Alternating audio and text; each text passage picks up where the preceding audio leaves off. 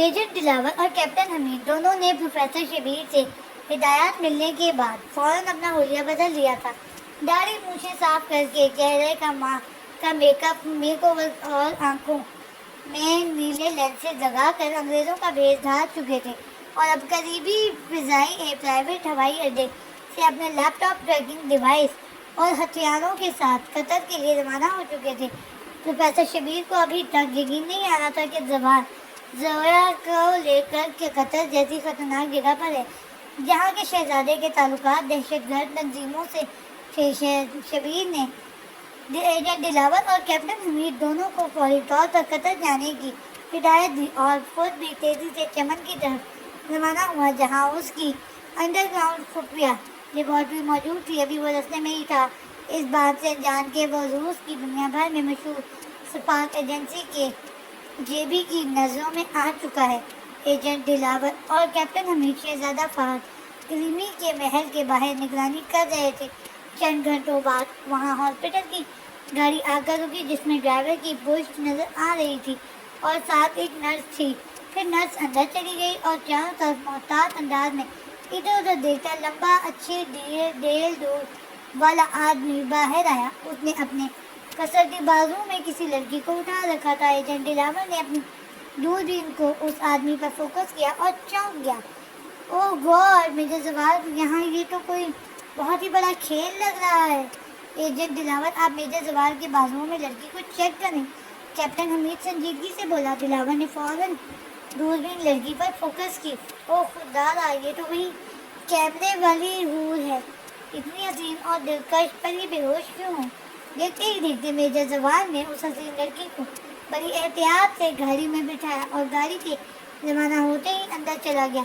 Agent دلاور، کیا گاڑی کا پیچھا کرنا ہے؟ کیپٹن حمید نے پوچھا۔ نہیں کیپٹن، گاڑی بریگیڈیئر صاحب ڈرائیو کر رہے ہیں، ہمارا ٹارگیٹ سیف ہے، ہمیں یہاں رک کر میجر زوال کو کور کرنا چاہیے، وہ دوربین آنکھوں سے ہٹاتے ہوئے بولا۔ وہ دونوں دور اپنی گاڑی میں بیٹھے محل پر نگاہ رکھے ہوئے تھے جب بڑا گیٹ کھلا اور میجر زوال شہزادہ فہد کریمی، ایک اور جوان جو دیکھنے سے ہی فوجی نظر آ رہا تھا، اور ایک اسمارٹ سی لڑکی، شہد رنگ گھنگھرالے بال، ویسی ہی آنکھیں، بلا کی خوبصورت کے ساتھ باہر نکلا۔ وہ سب آپس میں باتیں کر رہے تھے۔ شہزادہ فہد کریمی بار بار اس لڑکی کو دیکھ رہا تھا۔ چند منٹ بعد میجر زوال اس نوجوان اور لڑکی کے ساتھ روانہ ہو گیا۔ کیپٹن حمید ابھی گاڑی اسٹارٹ کر کے ان کا پیچھا شروع کرنے ہی والا تھا جب محل کے دوسرے دروازے سے 4 بڑی بڑی صحرائی جیپیں نکلی جن پر اسلحہ بردار افراد سوار تھے۔ کیپٹن ابھی رکو، دلاور نے ہدایات دی اور دوربین سے فوکس کرنے لگا۔ اس کے چہرے پر کرختگی چھا رہی تھی۔ کیپٹن کی دہشت گرد تنظیم کی ٹیم ہے، میجر زوال اور ان کے ساتھیوں کی جان خطرے میں ہے۔ سب گاڑیوں کے روانہ ہونے کے بعد وہ دونوں احتیاط سے ان کے پیچھے روانہ ہوئے۔ آگے جا کے دیکھا تو دہشت گرد میجر زوال اور ان کے ساتھیوں کو گھیر چکے تھے۔ مقابلہ شروع ہو چکا تھا۔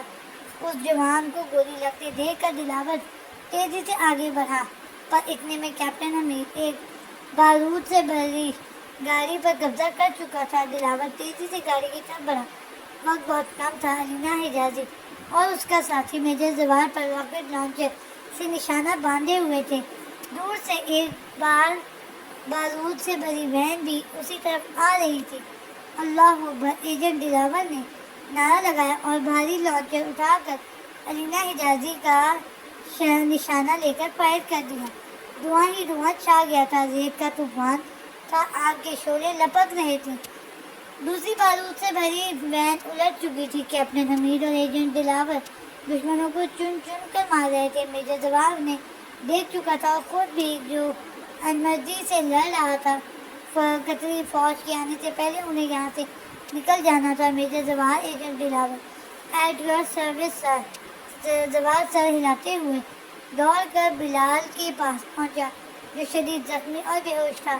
اسے اپنے کندھے پر اٹھا کر گاڑی میں ڈالا، پھر دوڑتا ہوا صوفیہ کی وین کی طرف گیا جو الٹ کر تباہ ہو چکی تھی۔ وہی آگ میں بھڑکتی وین سے ذرا دور خون میں لت پت صوفیہ پڑی تھی، اس کی سانس رک رک کر چل رہی تھی۔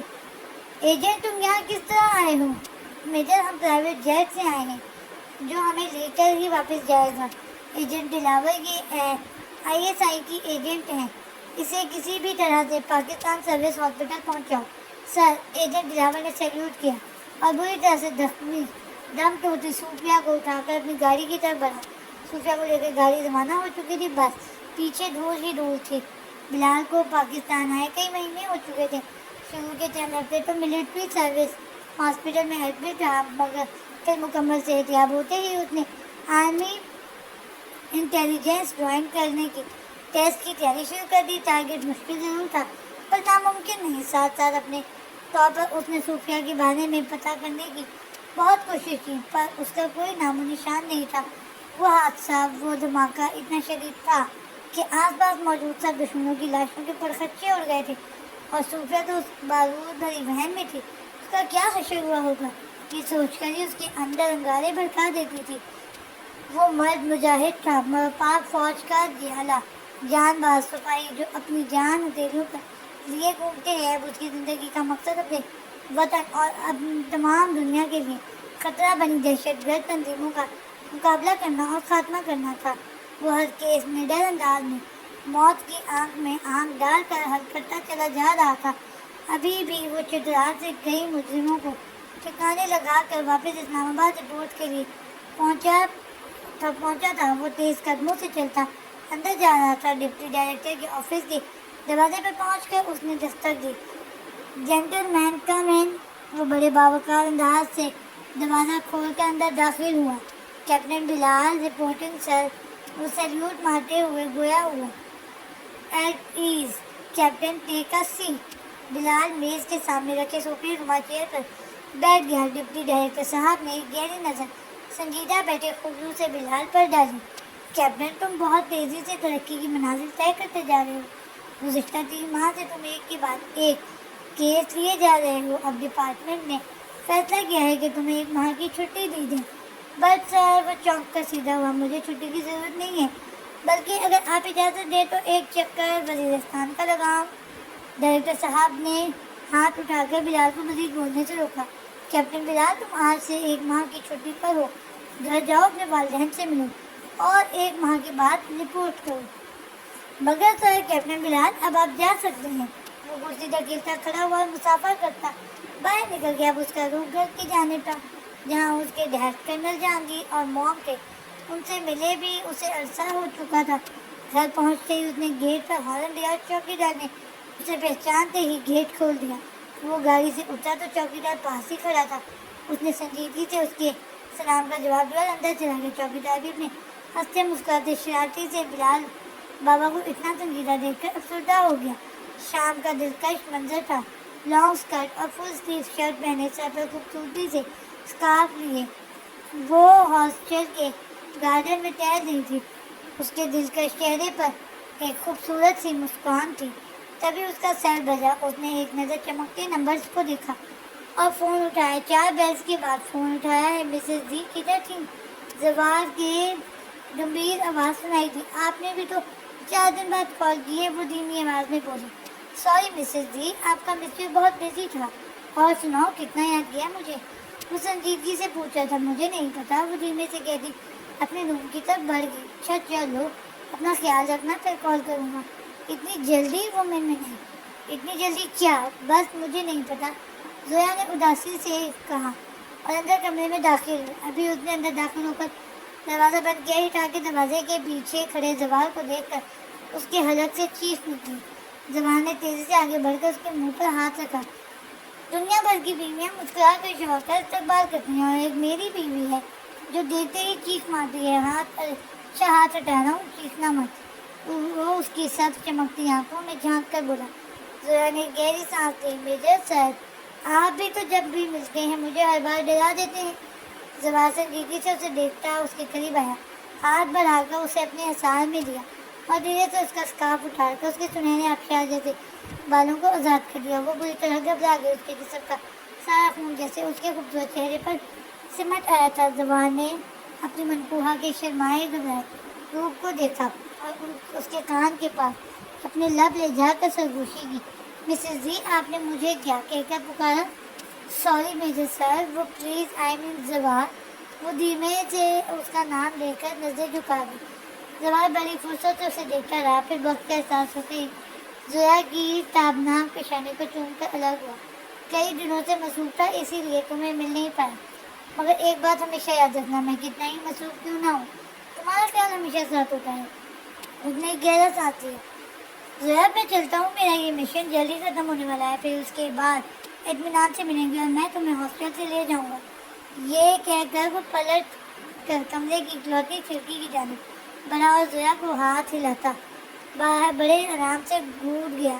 زوال آج کل ایک بہت بڑے ڈرگ ڈیلر کی اسائنمنٹ میں مصروف تھا، جو ڈرگ کے ساتھ ساتھ ہتھیاروں کی سپلائی کا کام بھی کرتا تھا اور ترکی کی بڑی سماجی شخصیات میں سے ایک تھا. زویا کو اس نے کالج میں فارن اسٹوڈنٹ کی حیثیت سے داخلہ دلا دیا تھا اور گرلز ہاسٹل میں اس کی رہائش کا انتظام کیا تھا. وہ نہیں چاہتا تھا کہ مشن کے دوران زویا مجرموں کی نظروں میں آئے. یہ 5 اسٹار ہوٹل کا بڑا ہال روم تھا، استنبول کے وسط میں واقع. اس ہوٹل میں کسی عام آدمی کا گزر بھی نہیں ہو سکتا تھا. سیکیورٹی ٹائٹ تھی. اندر شہر کی بڑے بڑے عملہ کی پارٹی جاری تھی. اسی پارٹی میں ہتھیاروں کا سپلائر زوال کا ٹارگیٹ بھی شامل تھا. زوال ہوٹل کی بالکل سامنے والی بلڈنگ میں موجود تھا. وہ تیزی سے کمرے میں اپنے آلات فکس کر رہا تھا. جلدی وہ ہوٹل کی سیکیورٹی سسٹم کو ہیک کرنے میں کامیاب ہو گیا اور تیسری منزل پر واقع کیمرہ فریز کر دیے. تمام کاموں سے سر نپٹ کر اس نے شیشے کے سامنے کھڑے ہو کر کوٹ پہنا اور ٹائی درست کرتے ہوئے بلڈنگ سے باہر کی جانب نکلتا چلا گیا. اب اس کا وہ ہوٹل کی جانب تھا. بلیک ڈریس کوٹ میں وہ ٹائی لگائے بالوں کو جیسے سیٹ کیے، وہ بھی کارپوریٹ کلچر کا ایگزیکٹو آدمی لگ رہا تھا. اسی ہوٹل میں تیسری منزل پر امن کانفرنس ہو رہی تھی، جس میں 8 ممالک سے اراکین شرکت کر رہے تھے. زوال کے پاس بھی شرکت کا کارڈ تھا. وہ ہوٹل کے دروازے پر موجود سیکیورٹی چیک کروا کر اپنا کارڈ دکھاتا تیسری منزل کی جانب چلا گیا، جہاں کے کیمرے سے پہلے ہی وہ فریز کر چکا تھا. تیسری منزل پر داخل ہوتے ہی واش روم کی جانب چلا گیا.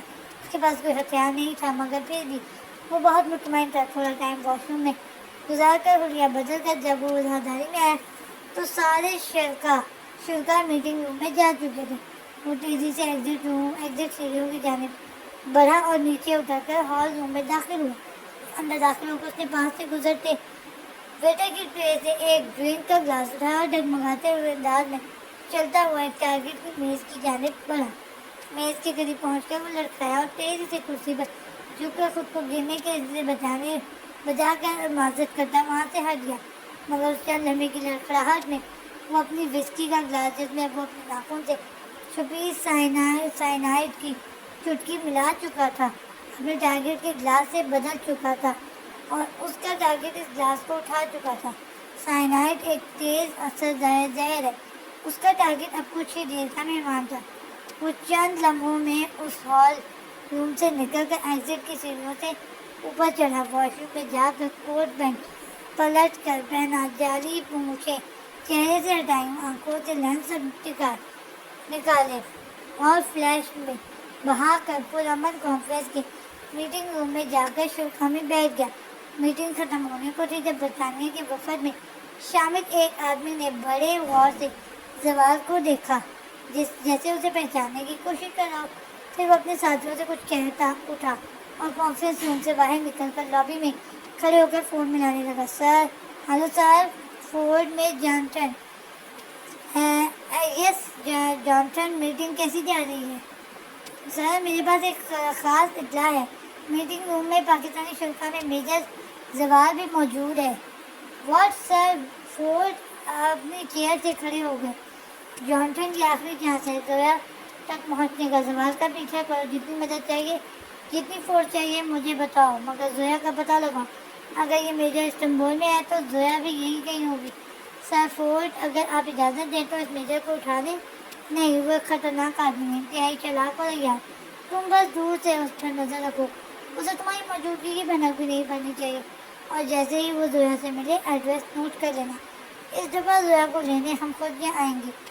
صبح منہ اندھیرے کا وقت تھا. اسلام آباد کے پوش علاقے میں ویران سنسان سڑک پر دور سے ایک لمبا نوجوان جو اپنے فوجی ہیئر کٹ اور مضبوط کٹکار سے دور سے ہی نمایاں نظر آ رہا تھا. جاگنگ کر رہا تھا. اس نے پوری لین کے 4 چکر کاٹے اور اب انڈر پارک میں داخل ہو کر اسٹریچ کرنے میں لگا تھا. بنیاد سے لگا جھانکتے اس کے مضبوط ورزشی بازوؤں میں سے اس ایک پر گولی لگنے کا زخم کا نشان تھا.